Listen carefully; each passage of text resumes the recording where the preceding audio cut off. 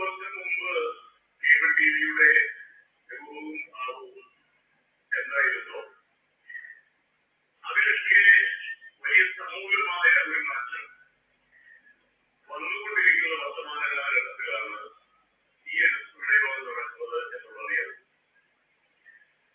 ഒരു കാലഘട്ടത്തിൽ കേരളത്തിലെ നിന്ന് മാത്രമല്ല രാജ്യത്തിനകത്ത് പുറത്തുള്ള കുടുംബങ്ങളിൽ ഒഴിവാക്കാൻ വയ്യാത്ത അല്ലെങ്കിൽ ഒഴിവാക്കാൻ കഴിയാത്ത ഒന്നായി ടെലിവിഷനും അതേപോലെ തന്നെ കേബിൾ ടിവിയും ഉണ്ടായിരുന്ന കാലഘട്ടത്തിലാണ് അൻവർക്കിയുടെ ഏറ്റവും നിർണായകമായ വളരെ ഫിസിക്കൽ ആയിട്ടുള്ള ഒരു കാഴ്ചപ്പാടിന്റെ അടിസ്ഥാനത്തിൽ ഡിജിറ്റലൈസേഷനിലേക്ക് പോകാൻ ഞങ്ങൾക്ക് പ്രേരണശക്തിയാവുന്നത് അല്ലെങ്കിൽ അതിലേക്ക് കൈപിടിച്ചു നടന്നത്. ആ കാലഘട്ടത്തിൽ നിന്നും 10 വർഷം കഴിയുമ്പോൾ കേബിൾ ടിവി നാളെ എത്ര കാലം എന്ന് ചിന്തിക്കേണ്ട കാലഘട്ടത്തിലേക്ക് നാം മാറിക്കൊണ്ടിരിക്കുകയാണ്.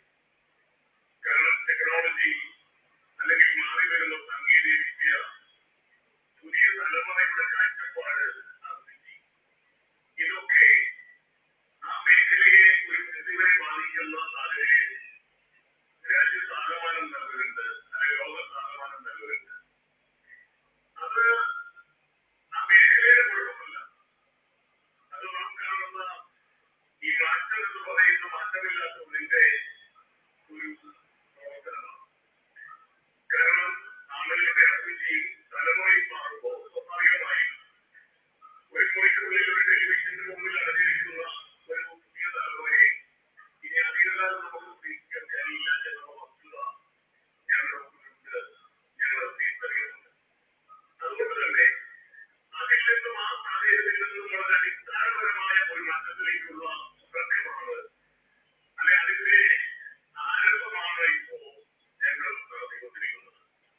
അതിലൊരു കേബിൾ ടിവിയുടെ മറ്റ് കേബിൾ ടിവി മേഖലയിൽ നിൽക്കുന്ന കമ്പനികളൊന്നും തന്നെ കാണാത്ത, ശ്രദ്ധിക്കാത്ത അല്ലെങ്കിൽ ഗൗരവത്തോടുകൂടി അതിനെ നോക്കിക്കാണാത്ത ഒരു സമയത്താണ് കേബിൾ ടിവി ഓപ്പറേറ്റേഴ്സ് അസോസിയേഷൻ അതിൽ നിന്നും വഴിപാടുകൾ ഇറങ്ങാനുള്ള സാധ്യതകളെ കുറിച്ച് ആലോചിക്കുകയും ചിന്തിക്കുകയും മാത്രമല്ല നടപ്പാക്കുകയും ചെയ്തുകൊണ്ടിരിക്കുന്നത്.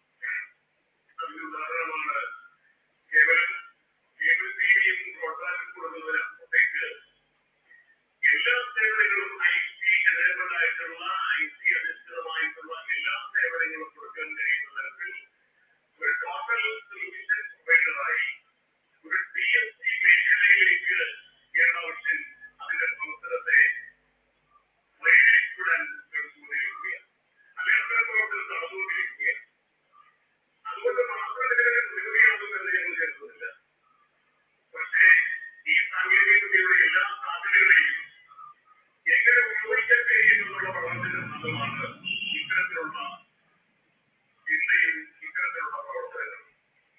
അതോടൊപ്പം തന്നെ ഒരു വലിയ സമൂഹത്തെ കൈകാര്യം ചെയ്യുന്ന ഒരു സമൂഹം എന്നുള്ള നിലയ്ക്ക് അല്ലെ എന്നുള്ളത് എന്നുള്ള നിലയ്ക്ക് അല്ലെ ISP എന്നുള്ള നിലയ്ക്ക് ഞങ്ങളുടെ ഈ വലിയ സമൂഹത്തെ ഉപഭോക്തൃ സമൂഹത്തിന് കൂടുതൽ സേവനങ്ങൾ കൊടുക്കാൻ കഴിയുന്ന മേഖലകൾ ഏതൊക്കെ എന്നുള്ള ഘട്ടത്തിന്റെ അടിസ്ഥാനത്തിലാണ് ഞങ്ങൾ ടൂറിസം രംഗത്തേക്ക് കിടക്കാൻ ആഗ്രഹിക്കുന്നത്. അതിനൊപ്പം ഇന്ന് ഞങ്ങൾ ഏറ്റവും അടുത്ത് വിദ്യാഭ്യാസ മേഖലയിലേക്ക് ടെക്നോളജിയുടെ മേഖലയിലേക്ക് ഞങ്ങളുടെ പ്രവർത്തനത്തെ വ്യാപിപ്പിക്കാൻ ആഗ്രഹിക്കുന്നതിന്റെ ഭാഗമായിട്ടാണ് ടീച്ചർ എന്ന് പറയുന്ന Kerala vision institute of technology എന്ന് പറയുന്ന ഒരു സ്ഥാപനത്തിന്റെ